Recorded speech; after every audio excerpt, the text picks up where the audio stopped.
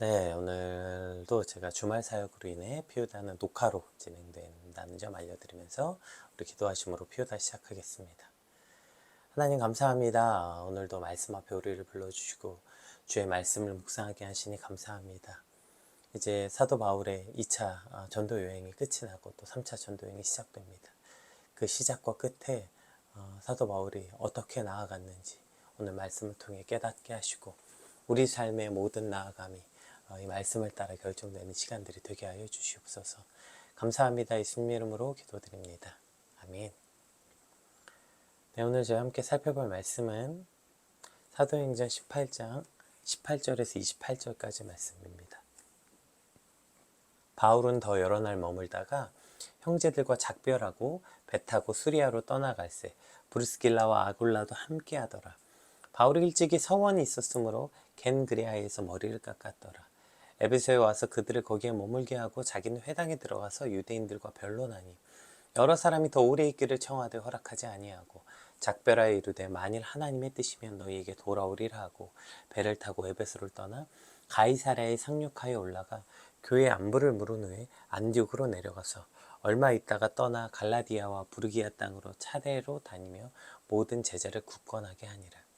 알렉산드리아에서 난 아볼로라 하는 유대인이 에베소에 이르니 이 사람은 언변이 좋고 성경에 능통한 자라. 그가 일찍이 주의 도를 배워 열심으로 예수에 관한 것을 자세히 말하며 가르치나 요한의 세례만 알따름이라.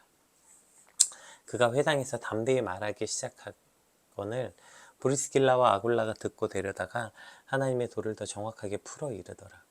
아볼로가 아가야로 건너가고자 하므로 형제들이 그를 격려하며 제자들에게 편지를 써 영접하라 하였더니 그가 감히 은혜로 말미암아 믿는 자에게 많은 유익을 주니 이는 성경으로서 예수는 그리스도라고 증언하여 공쟁 앞에서 힘있게 유대인의 말을 이김이러라. 아멘.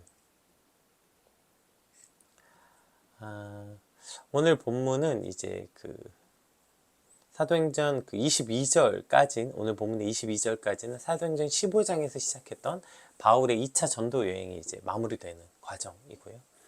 그래서 이제 그 마무리하면서 예루살렘을 거쳐 안디옥으로 돌아가는 과정을 기록했다면 23절부터 28절까지는 이제 바울의 3차 전도 여행의 시작을 기록하고 있어요. 그러니까 오늘 이 짧은 한 10절 이 안에서 2차 전도 여행의 끝과 3차 전도 여행의 시작을 기록하고 있죠.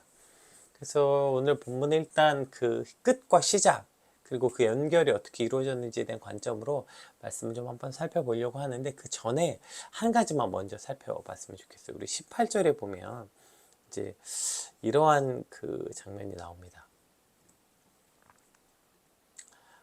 바울이 일찍이 서원이 있었으므로 겐그레아에서 머리를 깎았더라. 지금 이런 얘기가 이제 기록되어 있거든요. 이게 조금은 의아하죠. 바울이 지금 머리 깎는 게 무슨 대수라고 이걸 기록했나? 뭐 돌아가기 전에 깨끗하게 보이려고 이 말이라도 했나? 아니면 우리가 뭐 어떤 각오를 다질 때 삭발하기도 하고 또 무슨 실현 당하고 이랬을 때 머리를 자르는 뭐 이런 기분 전환을 위해서 자른 거. 뭐 당연히 그런 건 아닐 거겠죠. 그래서 이제 오늘 본문에서는 바울이 일찍이 서원이 있었으므로 머리를 깎았다. 그러니까 그가 서원 때문에 머리를 깎았다는 겁니다. 그래서 이제 이걸 근거로 지금 이 바울의 서원이 나시린의 서원이었을 것으로 대부분 해석합니다. 나시린을 이제 어떤 기간을 정하죠. 그리고 그 나시린의 기간 동안 머리에 삭도를 대지 않았다가 나시린이 끝나는 날 머리를 깎는 것으로 이제 이 서원이 끝이 나죠. 그래서 이것을 기록한 것으로 이제 해석합니다. 그러면 이것이 왜 의미가 있냐면 바울이 그러면 나시린 서원한 게 뭐 어때서? 라고 묻는다면 바울은 이방인의 사도였고 스스로를 그렇게 말했잖아요. 그래서 유대 전통이나 그 율법에 관해서 그 유대 전통과 율법과 복음을 대조시키면서 복음이 중요하지 유대 전통과 율법이 중요하지 않다. 그래서 그 율법으로 구원이 있지 않다. 꼭 그렇게 강조했잖아요. 그렇게 강조했던 바울이 정작 자신은 유대교 전통과 율법에 따른 서원을 했다? 나시린 서원을 했다? 이게 뭔가 오류 같아 보일 수도 있죠. 그런데 그 오류 같아 보일 수 있는 걸 왜 굳이 기록한 걸까요? 누가는? 왜 바울이 그런 서원을 했던 것을 기록한 걸까? 여기에는 이제 아주 중요한 의미가 한 가지 있습니다. 그러니까 바울은 모두 유대교 전통, 그러니까 바울이 모든 유대교 전통을 무시하고 배척한 것이 아니라 그 안에서 잘못된 오류와 전통, 즉 그 잘못된 율법이 복음 앞에 선 것들에 대해서 경계하고 잘못한 거지, 그 유대교 전통 자체나 율법 자체를 배척한 것은 아닙니다. 바울 역시 누구보다 유대인이었고 또 스스로를 바리새인이요 바리새인 아들이라고 자기 자신을 소개했어요. 그러니까 유대교 전통과 역사 안에서는 계승되고 행해야 되는 아주 건강하고 유익한 전통들이 있고 그러한 율법들이 있었던 것이고 바울은 그것에 따라 서원을 한 것입니다. 근데 우리는 뭔가 하나를 깨달으면 그 전의 것은 무조건 틀렸고 바뀌어야 한다고 너무 쉽게 생각해버리는 경향이 있는 것이죠. 이제 제가 형식과 본질에 대해서 자주 얘기하지만, 그러니까 바리새인들이 계속해서 책망받았던 이유가 뭐예요? 형식적 믿음이잖아요. 형식적 믿음. 그래서 바울도 그러한 그들의 잘못된 형식적 믿음, 이걸 외식하는 자, 그들의 외식을 계속 지적했고 예수님도 계속 지적했죠. 그러면 오케이, 그래, 외식하는 건 나쁜 거야. 형식적 믿음 나쁜 거야. 그러니까 본질이 중요해. 맞죠? 이 말만 들으면. 근데 그 본질이 뭐냐고요, 본질이. 그러니까 야, 겉으로 맨날 거룩한 척하고 깨끗한 옷 입고 교회에 앉아있기만 하면 뭐예요? 거기 앉아서 뭐 질질 짜고 그러면 그게 믿음이냐? 마음으로 믿고 진심으로 믿는 게 중요하지. 마음으로 믿고 진심으로 하나님 사랑하는 게 중요하지. 오케이, 말이 쉽죠? 그러면 마음으로 믿고 진심으로 하나님 사랑하는 건 뭡니까? 그게 뭐예요? 그게 다시 위로 돌아가는 거예요. 마음으로 믿고 진심으로 하나님을 사랑해서 예배드리고 그래서 질질 짜는 거라고요. 야, 뭐 거룩한 척하고 뭐 외식하려고 그 사람들이 질질 짜고 교회 와서 앉아있는 게 아니라니까요. 야, 교회 맨날 와서 앉아있는다고 믿음 좋은 거냐? 아니, 교회 맨날 가서 앉아있어서 믿음이 좋은 게 아니라 하나님을 진짜 사랑하고 하나님을 진짜 마음으로 믿었기 때문에 그들이 예배를 그렇게 목숨같이 지키는 거예요. 그 시간이 너무 소중해서, 하나님과 있는 시간이. 그래서 나아가는 거라고요. 그러니까 형식적인 것만 있는 게 나쁜 거지 형식이 나쁜 게 아니에요. 여러분, 형식은 반드시 필요한 거예요. 본질은 반드시 합당한 형식에 담겨야 본질이니까요. 그러니까 형식이 없는 본질은 그냥 허상이고 자기 기만이라니까요. 야, 내 진심이야. 내 마음은 진짜 널 사랑해. 그러려면 그 진심과 사랑이 어떠한 형식이든지 형식 안에 담기고 증명이 가능해야 그 내 마음이라는 거, 내 진심이라는 게 진짜인 거지. 그냥 난 널 사랑한다, 스스로 마음으로 믿었다, 난 그렇다고 생각한다, 이렇다고 해서 그게 진심이 되는 건 아니라고. 그건 그냥 자기 기만이고 그건 어떤 환상이죠, 환상. 예수님이 그래서 그 외식하는 바리새인에게 뭐라고 말씀하셨습니까? 마태복음 23장 말씀 한번 볼까요? 보세요. 화 있을진저 외식하는 서기관들과 바리새인들이여, 너희가 박하와 회향과 근처의 11조는 드리되. 그러니까 저 세밀한 것 하나까지 11조는 다 드리면서 너희가 그렇게 형식적인 건 그렇게 다 챙기면서 율법보다 율법에 더 중한 바 뭐예요? 정의와 긍휼과 믿음은 버렸도다. 자, 그러면 우리 생각에 그러니까 너희가 박하와 회향과 근처 11조 드리는 게 중요한 게 아니야. 정의와 긍휼과 믿음을 지켜, 이렇게 말해야 되는 거 아니에요? 근데 뭐라고 말씀하세요? 그러나 이것도 행하고 저것도 버리지 말래요. 그러니까 너희들이 하고 있는 박하와 회향과 근처 11조, 그러니까 그 율법이 정한 거, 그것도 행하고 정의와 긍휼과 믿음도 버리면 안 된다고요. 예수님이 이렇게 가르치신 거예요. 그러니까 이것도 행하고 저것도 버리지 않는 믿음이 온전한 믿음이다. 예수님 그렇게 가르치시고 있는 거죠. 그러한 의미에서 바울은 자신이 잘못된 유대교 전통에 반대하고 그렇게 외식하는 어떤 형식만 가지고 있는 것에 강하게 반대하고 그것을 주장했지만, 바르고 유익한 유대의 전통들은 이렇게 스스로 지켜 행하는 사람이었다는 거예요. 이것도 행하고 저것도 버리지 않는 바울이었다. 이것을 오늘 본문이 기록하고 있는 거죠. 오늘 우리의 믿음과 신앙이 나와 다른 것들은 모두 틀렸고 내가 옳다고 말하는 독선적이고 편협한 신앙이 아니라 이것도 지키고 저것도 행하는 온전한 믿음을 꿈꿔야 하는 것입니다. 그런데 그것보다 더 중요한 것은 외식하는 바리새인들을 향해 비난할 때 너희가 박하와 외양과 근처는 중요한 게 너희가 중요하게 여기는 박하와 외양과 근처가 중요한 게 아니라 정의와 긍휼이 더 중요한 거야 가 아니라 둘 다 중요하다. 둘 다. 그러니까 우리의 믿음이 그냥 아무런 증명 없이 마치 신기루 같이 아, 난 주님을 진짜 사랑해. 이게 내 진심이야. 이런 망상 같은 신앙, 신기루 같은 신앙, 말만 동동 떠 있는 신앙. 저건 그냥 말일 뿐이라니까요. 그렇다면 그 율법이 정한 바도 지켜야 되는 거예요. 그것이 즉 진심은 합당한 형식에 담길 때 비로소 진심이라고 말할 수 있는 거지.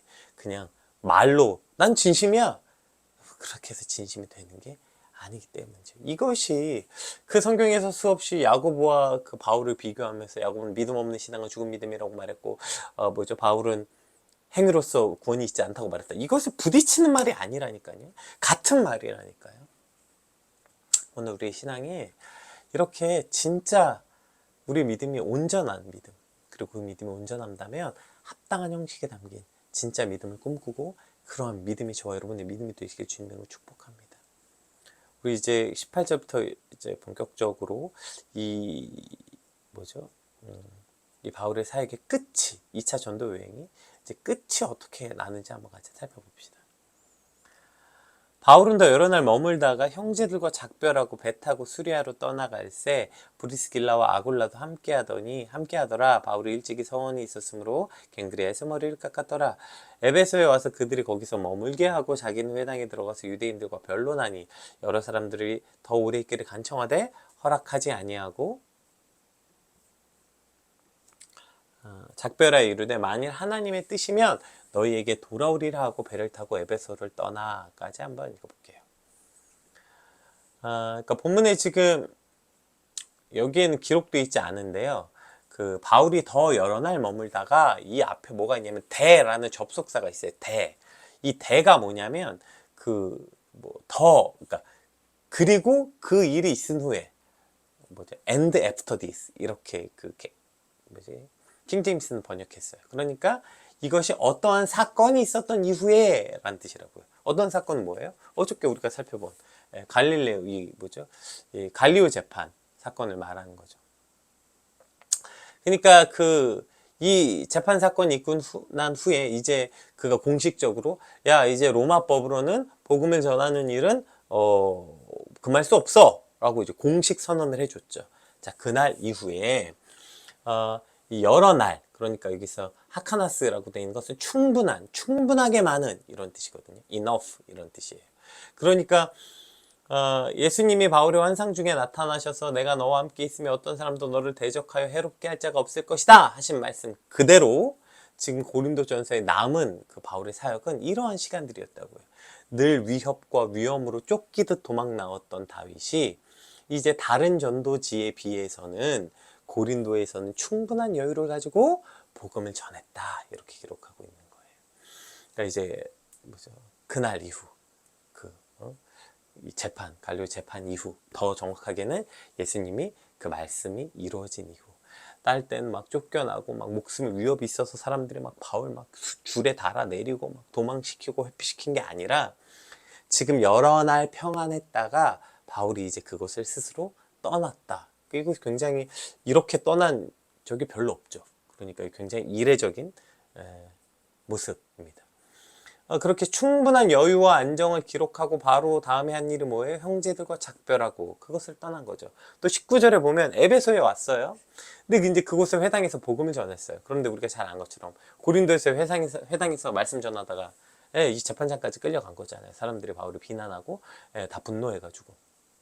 그리고 그 전에 회당은 아니었지만 아레오바고 이게 사실 그 사람들에게 회당과 비슷한 거죠. 거기서도 이제 아덴에서 아레오바고에서 말씀 전하다가 무시당하고 막 계속 그러잖아요. 그런데 에베소는 왔더니 사람들이 막 환대하고 더 머물러서 말씀을 가르쳐달라 막 지금 이런 거예요. 그럼 이게 얼마나 기쁜 상황입니까? 그런데 또 뭐라고 해요? 바울이 더 오래 있기를 허락하지 아니하고. 그리고 18절에 보면 바울이 떠날 때 혼자 떠난 게 아니라 브리스길라와 아굴라 부부도 함께 떠났어요. 이제부터는 브리스길라가 앞에 나옵니다. 아굴라보다. 이거 이렇게 이름이 뭐가 앞에 나온지가 왜 중요한지 한번 이야기했었죠. 자, 이 두 부부는 천막 만든 사람이었잖아요. 고린도는 상업의 중심지였다니까요. 그러니까 당연히 수요가 많았겠죠. 게다가 이제 올림픽에 버금가는 그 이스미안 게임 이게 고린도에서 열렸다고요. 그럼 막 전국 각지 사람들이 모여야 되니까 왜 우리도 아시안 게임, 뭐 선수촌 아파트 이런 거 만들잖아요. 그런 것처럼 뭐 사람들이 어마어마하게 몰려드니까 천막 수요가 엄청나게 많았을 거 아닙니까? 예. 그런데 이 부부는 지금 그곳을 떠났다는 거예요. 23절, 24, 23절, 22절, 23절도 한번 볼까요? 가이사랴에 상륙하여 올라가 교회 안부를 물은 후에 안디옥으로 내려가서 얼마 있다가 떠나 갈라디아와 부르기아 땅을 차례대로 다니며 모든 제자를 굳건하게 하니라. 이게 이제 2차 전도여행 끝, 3차 전도여행 시작이거든요. 그러니까 2차 전도여행 끝나고 안디옥으로 돌아왔는데 얼마 안 있다가 또 바로 3차 여행을 떠났다는 거예요. 자, 오늘 본문을 제가 지금 계속 이제 설명한 이 사건들, 지금 계속 뭐가 나와요? 계속 떠나는 장면이 연속해서 기록되어 있는 거예요. 계속 떠나죠, 지금 바울이. 보세요. 이제 위협과 위험으로 벗어난 안정적인 곳이 됐는데 그 안정적인 고린도를 떠나고요. 자신을 환대하고 함께하기를 원했던, 그동안 사람들이 좀 뭐죠? 회당 가서 가르칠 때마다 바울 막 무시하고 핍박하고 막 이랬는데 자신을 환대하고 더 말씀 좀 가르쳐 달라고 이렇게 함께 하기를 원하는 사람들로부터 또 바울은 떠났고요. 그리고 브리스길라와 아굴라는 돈을 더 많이 벌 수 있고 성공할 수 있는 이 좋은 기회의 땅 고린도를 또 떠났고요.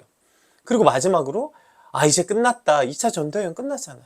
야, 그럼 이제 좀 쉬어도 되지. 진짜 열심히 했다. 우리 이제 몇 번 죽을 뻔했냐. 좀 쉬자.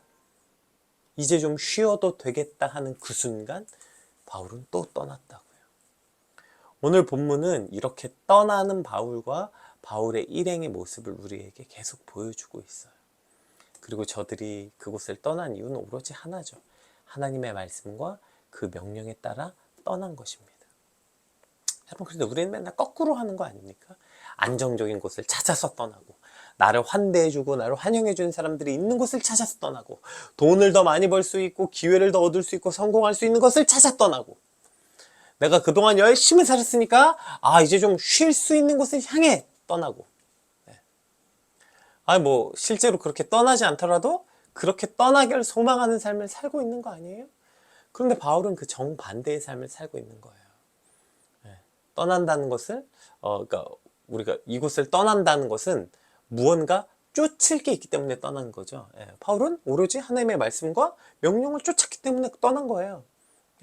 그러니까 우리를 떠나게 하는 것은 무엇입니까? 이런 질문은 당신은 무엇을 쫓고 있습니까? 이런 질문이에요. 안전한 곳, 나를 환대해 주는 곳, 돈을 더 많이 벌 수 있고 내가 성공할 수 있는 곳, 아니면 이제 다 그만하고 좀 쉴 수 있는 곳, 다 좋은 가치들입니다. 여러분, 뭐 저 나쁜 가치들은 아니죠. 안정적이고 나를 환대해 주고 뭐 돈 많이 성공할 수 있고 쉴 수 있고 좋은 가치들이죠. 그런데 그리스도인들이 추구해야 되는 첫 번째는 저런 가치가 아니라 오직 하나님의 말씀과 명령이어야 하는 것이죠. 오늘 우리가 쫓아야 하는 것, 오로지 주의 말씀을 쫓아 살아가야죠. 근데 그냥 안정을 쫓아 살고, 뭐 나를 좀 환대해주고 나를 사랑해줄 수 있는 사람들을 쫓아 살고, 그냥 돈과 뭔가 더 많이 벌 수 있는 성공을 쫓아 살고, 아니면 좀 쉴 수 있는 좀 편안한 삶, 몸이 편안하고 그런 편안, 웰빙, 그런 것 쫓아 살아가고, 그것을 따라 쫓아 살아가는 게 그리스도인이 아니라 그 모든 순간 오히려 거꾸로 하는 거예요. 거꾸로. 오직 주의 말씀에 따라 주의 말씀에 떠나라 말씀하시면 그것이 안정적이든 성공의 자리이든 뭐든지 그저 주의 말씀을 쫓아 주께서 떠나라 하시면 떠나는 삶, 이것이 그리스도인의 삶이고 오늘 저와 여러분이 추구해야 되는 삶인 것입니다. 그럼 하나님은 왜 그곳을 떠나라고 하셨을까요? 여러 이유가 있겠지만 오늘 본문에서 공통적인 상황을 바라보자면 언제 떠나라고 했어요? 이제 그들이 좀 안정과 편안함을 찾았을 때 떠나라는 거예요. 이제 좀 뭐죠? 위협이 좀 사라진 곳. 얼마나 좋아요. 바울 맨날 맨날 죽음의 위협 가운데 쫓겨나듯이 도망 나왔는데 고린도는 지금 안 쫓아내요. 지금 안정됐다고요. 이제 충분히 말씀을 전할 수 있어요. 얼마나 좋습니까? 그리고 이제 뭐죠? 로마 브리스길라와 아굴라는 로마에서 쫓겨와가지고 이제 집도 없다가 여기 와서 이제 좀 이제 사업도 자리 잡히고 돈도 좀 벌고 먹고 살만하니까 또 얼마나 좋아요. 그럼 여기서 내가 이렇게 돈도 많이 벌고 성공해서 헌금 많이 하고 어려운 사람 도우면서 내가 그렇게 여기서 우리가 소위 말하는 돈 잘 버는 권사 장로 돼가지고 그렇게 살면 좋은 거 아닙니까? 또 맨날 가서 가르치면 자기 반대하고 무시하고 막 반론 들고 이런 사람들 만나다가, 여러분 이거 진짜 특히 설교자에겐 진짜 얼마나 큰 이게 기쁨인지 아십니까? 예, 설교할 때마다 맨날 막 졸고 막 안 보고 막 반론 제시하고 막 이런 사람들 앞에서 진짜 막 말씀 좀 더 알려달라고, 이런 사람들하고 함께 있는 시간이 얼마나 바울에게 좋았겠어요. 위로가 됐겠어요. 그런데 성경은 우리가 생각하는 이 안정과 평안이 아니라 참 평안을 쫓아가라고 말씀하시는 거예요. 그러면 성경이 말하는 참 평안은 뭡니까? 저렇게 위협이 사라진 상태, 나를 환영한 사람이 있고 먹고 살만한 상태가 참 평안이라고 말하는 게 아니에요. 지금 오늘 성경에서 말하는 진짜 참 평안은, 안정과, 성경에서 말하는 진짜 안정과 진짜 평안은 전쟁이 그친 상태가 아니라 그 전쟁 중에 나의 요새와 산성이 되시는 주님을 바라보고 의지할 때 오는 것, 그것이야말로 진짜 안정과 진짜 평안이라고 말하는 거죠.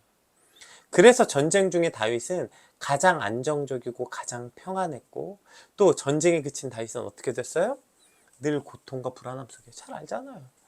전쟁에 그치고 먹고 살만한 다윗이 밧세바를 범하고, 또 그것 때문에 계속 그 가족의 형제 자식들끼리 서로 죽이고, 맨 나중에는 왕위가 찬탈당하고 막 이런, 전쟁이 끝난 다윗의 삶은 늘 오히려 불안과 고통이었다고요.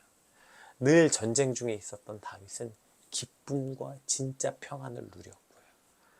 또 잘 아는 것처럼 이스라엘은 광야에서 그들은 가장 안정적이고 평온했어요. 그러나 가나안에 들어간 이스라엘은, 가나안에서 자기 땅을 갖고 농사를 짓기 시작하는 이스라엘은, 그때부터 그들은 수많은 고통과 불안, 이제 그 수많은 주변 국가들의 침공, 그들이 하나님의 말씀 어겼거든요. 늘 언제 쳐들어올까, 늘 불안하고 늘 고생하고, 이게 이스라엘의 삶 아니었어요? 여러분, 이러한 패턴은 오늘 우리의 삶도 마찬가지예요. 그래서 떠나라는 거예요. 그래서 편안하고 안정적인 삶, 그래서 하나님이 간절히 필요하지 않는 삶이라면 그 안정, 그 편안함 다 거짓말이라는 거예요. 그건 진짜 평안함이 아니라는 거예요. 돈과 성공과 기회를 쫓아 살아가는 삶, 그런 삶에서 떠나라고 말씀하시는 거예요. 편안하고 안정적인 삶, 그래서 하나님이 간절히 필요하지 않는 삶, 그런 삶에서 떠나라고요. 야, 이제 나 이만하면 충분했어. 나 이제 좀 쉬어도 돼. 나 이제 스스로 나에게 좀 선물을 줘야 돼. 이러한 삶에서, 그렇게 멈춰져 있는 삶에서 떠나라고 오늘 말씀은 우리에게 이 말씀을 주시는 거예요. 말씀에 따라 나아가는 게 그리스도인에게 가장 안정된 것이고, 말씀을 따라 떠나는 그 삶이 가장 그리스도인들에게 평안한 삶이고, 그 말씀에 따라 떠나는 삶이 진짜 쉼이다. 오늘 말씀은 우리에게 이와 같이 말씀하고 있는 것 같아요. 안정적이고 성공과 쉼을 쫓는 삶에서 주의 말씀을 따라 떠나는 저와 여러분의 삶이 되시길 주님으로 축복합니다. 그 모든 그 신기루 같은 삶에서 여러분 떠나게 되시길 주님으로 축복합니다. 우리 23절부터는 이제 다시 바울의 3차 전도 여행을 기록하고 있는데요. 우리 23절부터 다시 한번 볼게요. 얼마 있다가 떠나 갈라디아와 부르기아 땅을 차례대로 다니며 모든 제자를 굳건하게 하니라. 알렉산드리아에서 난 아볼로라 하는 유대인이 에베소에 이르니 이 사람은 언변이 좋고 성경에 능통한 자라. 그가 일찍이 주의 도를 배워 열심으로 예수에 관한 것을 자세히 말하며 가르치나 요한의 세례만 알 따름이라. 그가 회당에서 담대히 말하기 시작하거늘 브리스길라와 아굴라가 듣고 데려다가 하나님의 도를 더 정확하게 풀어 이르더라. 아볼로가 아가야로 건너가고자 하므로 형제들이 그를 격려하며 제자들에게 편지를 써 영접하라 하였더니 그가 감에 은혜로 말미암아 믿는 자들에게 많은 유익을 주니 이는 성경으로서 예수는 그리스도라고 증언하여 공중 앞에서 힘있게 유대인의 말을 이김이러라. 아멘.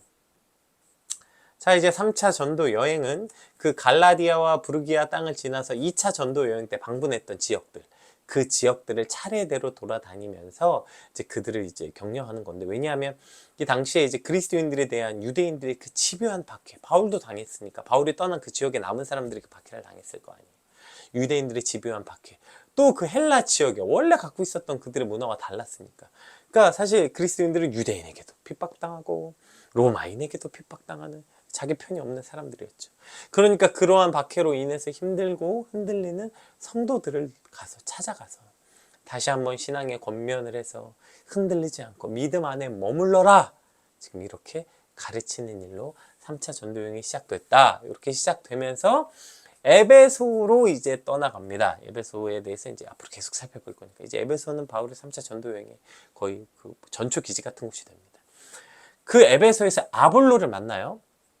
자, 그런데 아볼로를 소개하면서 뭐라고 말하냐면, 아볼로가 알렉산드리아에서 났다. 이렇게 이제 표현하고 있습니다. 왜냐면 이제 알렉산드리아, 그러니까 그 사람 알렉산드리아 출신이야. 라고 말할 때 떠오르는 이미지들이 있기 때문이에요. 그러니까 왜냐면 이제 알렉산드리아는 알렉산더 대왕이 이제 자신을 기념해서 전쟁 승리로 인해서 그 세운 도시였는데, 그게 이제 당시 학문의 중심지였어요. 그래서 초대교회 시절에 대부분 세계적인 수많은 학자들이 이 알렉산드리아 출신이었습니다. 그래서 우리가 잘 아는 그 지금도 이제 많이 중요하게 여기는 그 뭐죠? 성경에 70인역이란 번역이 있어요. 그러니까 그 히브리어였던 그 구약을 그 성경을 헬라어로 번역한 첫 번째 성경 이 뭐죠? 70인역. 이것이 알렉산드리아에서 번역된 거예요. 그 알렉산드리아 학자들이. 또 지혜서라고 불리는 이 또 아주 중요한 이 책. 이것도 알렉산드리아에서 출판됐다고요. 그러니까 그런 알렉산드리아 출신인 아볼로. 그에 따라서 그의 설명이 뭐예요? 그러니까 그 출신에 따라서 그는 학식이 뛰어나고 청중에게 가르친 능력도 뛰어나고 그는 성경이 지니고 있는 의미와 감동을 청중에게 잘 전달할 수 있을 정도로 성경에 대해서 풍부한 지식과 이해, 또 그것을 잘 전달할 수 있는 수사학, 모든 능력을 갖춘 사람. 그러니까 그 시대에 당대의 유명한 석학으로 소개되고 있는 거죠. 그런데 그가 그랬지만 지금 세례 요한까지만 알아서 그때까지 예수님을 가르쳤다. 그러니까 그 이후에 예수님의 죽음과 부활에 관해서는 그가 정확하게 알 수가 없었고, 또 예수님의 부활과 승천 이후의 삶까지는 잘 알 수가 없었겠죠. 그는 그렇게 대단한 석학을 가졌지만 그러나 예수님에 대한 지식은 완전하지 않았다. 자, 이걸 소개하면서 그 다음에 보세요. 26절 한번 볼게요. 그가 회당에서 담대히 말하기 시작하거늘 브리스길라와 아굴라가 듣고 데려다가 하나님의 도를 더 정확하게 풀어 이르더라. 여러분 성경은 여기저기서 이제 아볼로에 대해서 이제 자주 등장하죠. 아볼로가 얼마나 대단하고 위대한 사역자인지 뭐 여러 문헌을 찾아서 볼 수 있습니다. 그런데 자, 이 아볼로를 그 이야기할 때 아볼로가 대단하죠. 지금 그 대단한 학식을 가진 사람이라고 얘기했잖아요. 게다가 이제 뭐라고 표현했냐면 그가 그 일찍이 그 가르쳤다. 그러니까 유대 회당에 들어가서 그는 이걸 가르쳤다. 이렇게 표현하고 있잖아요. 그러니까 당대 그러니까 일찍이 예수에 관한 것을 배워서 말하고 가르치는 자였다. 그러니까 유대인의 석학이었던 아볼로는 그 능력을 당연히 일찍이 인정받아서 에베소 회당에서 가르칠 수 있도록 정식적 허락을 받은 자, 랍비와 같은 뭐 그런 정식적으로 회당에서 말씀을 가르칠 수 있는 자격을 얻은 사람이었다는 것입니다.